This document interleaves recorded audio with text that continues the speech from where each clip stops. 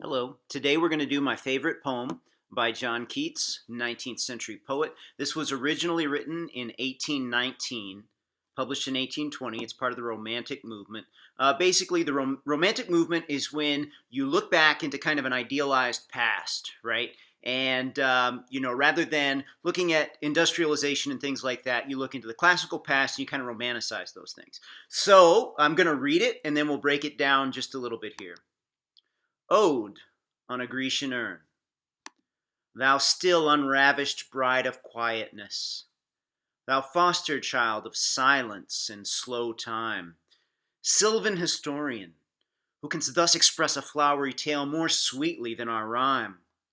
What leaf-fringed legend haunts about thy shape, of deities or mortals or of both, in Tempe or the dales of Arcady? What men or gods are these? What maidens loath? What mad pursuit? What struggle to escape? What pipes and timbrels? What wild ecstasy? Heard melodies are sweet, but those unheard are sweeter. Therefore, ye soft pipes, play on, not to the sensual ear, but more endeared, pipe to the spirit ditties of no tone. Fair youth, beneath the trees thou canst not leave thy song, nor ever can those trees be bare. Bold lover, never, never canst thou kiss, though winning near the goal, yet do not grieve. She cannot fade, though thou hast not thy bliss, forever wilt thou love, and she be fair. Ah, happy, happy boughs, that cannot shed your leaves, nor ever bid the spring adieu, and happy melodist unwearied, forever piping songs forever new. More happy love, more happy, happy love, forever warm and still to be enjoyed, forever panting and forever young, all breathing human passion far above, that leaves a heart high sorrowful and cloyed, a burning forehead, and a parching tongue. Who are these coming to the sacrifice? To what green altar, O mysterious priest, leadest thou that heifer lowing at the skies, and all her silken flanks with garlands dressed? What little town by river or seashore, or mountain built with peaceful citadel, is emptied of this folk this pious morn? And little town, thy streets forevermore will silent be, and not a soul to tell why thou art desolate can e'er return. O Attic shape, fair attitude, with breed of marble men and maidens overwrought, with forest branches and the trodden weed, thou, silent form, dost tease us out of thought as doth eternity, cold pastoral. When old age shall this generation waste, thou shalt remain in midst of other woe than ours, a friend to man, to whom thou sayest, beauty is truth, truth beauty. That's all ye know on earth, and all ye need to know. All right, so let's go ahead and take a look at the title here. Ode on a Grecian Urn. So obviously it's an urn from ancient Greece, right? Now an ode is obviously in celebration of this thing here. So we've got this ancient relic that this guy is looking at, right? And this poem is what's called an ekphrasis. And ekphrasis is where you look at a piece of art and you describe it. And so we might normally say ode to a Grecian urn if he was just writing an ode to it that celebrated it. But really, right, what he's also saying is that the art, the beauty is on the urn, right? So that's part of the ode as well. It's like it's a beautiful piece of art that tells its own story. And so what does he know about it? He's asking what it is. So let's go back up to the first stanza very quickly, right? And he says, thou still unravished bride of quietness. All right, so this is a wedding scene that's depicted on the urn, but it's much more than that because he's also talking to the urn at the same time. So the urn has not been defiled or destroyed by time, right? It's still in its pristine condition, even though it's ancient, and even though he doesn't know much about it. He's asking, what are you? Where are you from? What do you show, right? And there's a wedding scene. Well, how long is a bride unravished? She's only unravished from the time she's married to the night there, right? So this is a wedding scene that has not yet been consummated. And then he says, thou foster child of silence and slow time. What's a foster child? Somebody who's been adopted, right, by someone else. So he doesn't know where this urn originally came from. The culture that it comes from has been lost and destroyed and vanished. And then we get Sylvan historian. What is Sylvan, right? That's like of the forest, like the Sylvanian elves, right? So Sylvanus, god of the forest there. So there's a forest scene here. And then he says, who can thus express a flowery tale more sweetly than our rhyme. The rhyme is the poem itself. So he's saying that the tale is better told by just looking at the beauty of this urn there that he's contemplating. And then he asks questions. What leaf-fringed legend haunts about thy shape? Are they gods? Are they mortals? Are both? Where are they from? Right? So he ends with questions. What men or gods are these? What maidens loath? That's kind of like a reluctant maiden there. There's also a hunt scene, right? What mad pursuit? What struggle to escape? And then there's the celebration. What pipes and timbrels? What wild ecstasy? So he knows absolutely nothing about what's going on here, but he's asking the urn, you're beautiful. What is on you, right? What do you depict here? And so then we get this. Heard melodies are sweet, but those unheard are sweeter.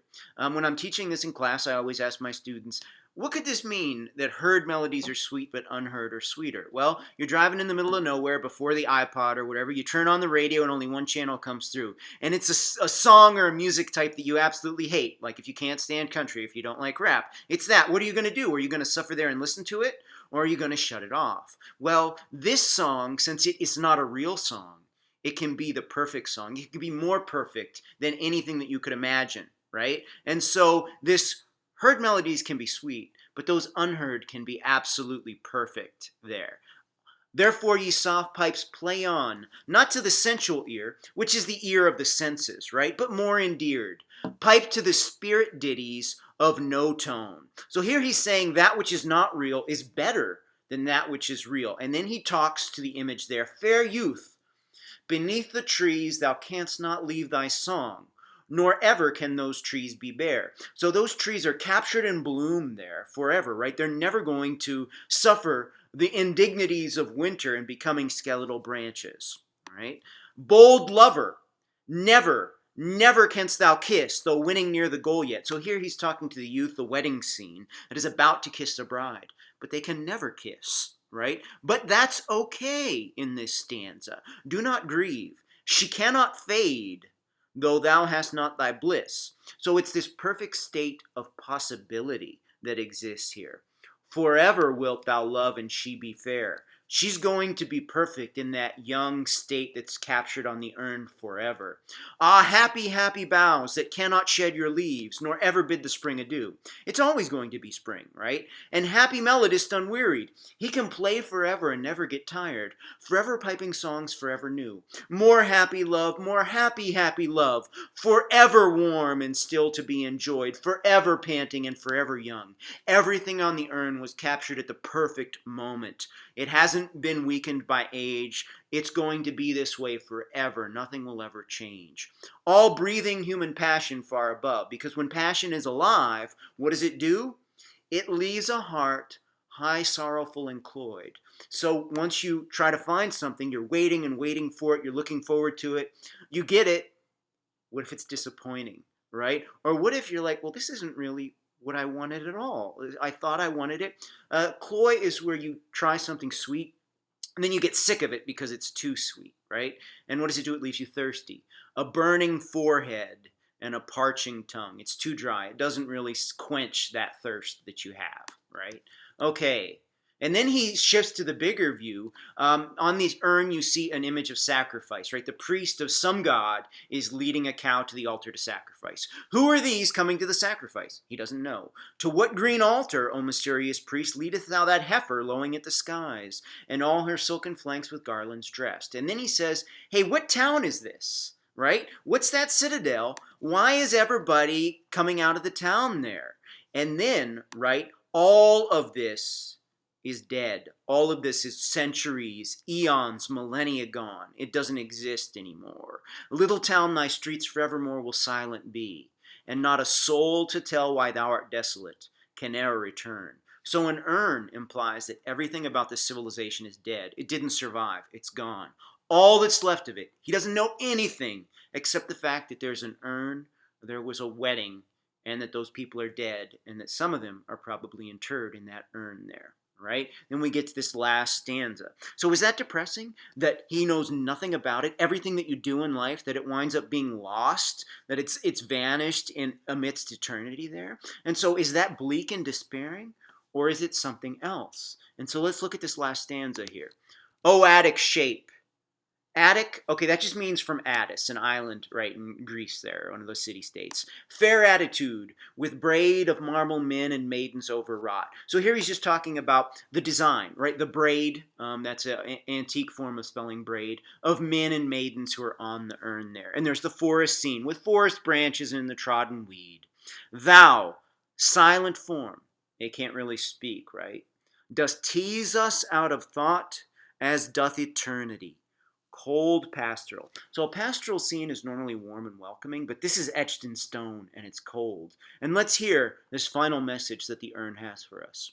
When old age shall this generation waste, thou shalt remain in midst of other woe than ours, a friend to man. Here he's calling the urn a friend, right? To whom thou sayest, beauty is truth, truth beauty. That's all ye know on earth, and all ye need to know. So what is this actually saying? None of the individual details mattered at all. It didn't matter what city it was. It didn't matter what civilization it was. It mattered that it was beautiful, that the wedding scene, that the desires of humanity, that they're all beautiful, and that even when you die, nothing can destroy that, right? It's going to continue and it's going to remain even when we're gone. And he used as this symbol of the immortal yearning of humanity for the ideal, an urn, a symbol of death. And he transformed it into this symbol of immortality that lasts forever, that nothing can destroy, right? Because it existed once upon a time. And as long as there are human beings, those beautiful things will exist. There will be weddings, there'll be love, there'll be music, there'll be all the things of life. And it'll say, yes, it's beautiful and it's true, right? And so when we're dead, this ending here is saying, when old age shall this generation waste, this urn is still going to remain. And even though we don't know anything about it, it doesn't matter because it's beautiful. And the things that we want and the things that we hope for, even if we don't get them, they're beautiful too, right? And so this urn that means we die means that a part of us never dies, even when our name is forgotten and our entire civilization fades to dust. Something still remains. So this is really one of my favorite poems. I hope you enjoyed it.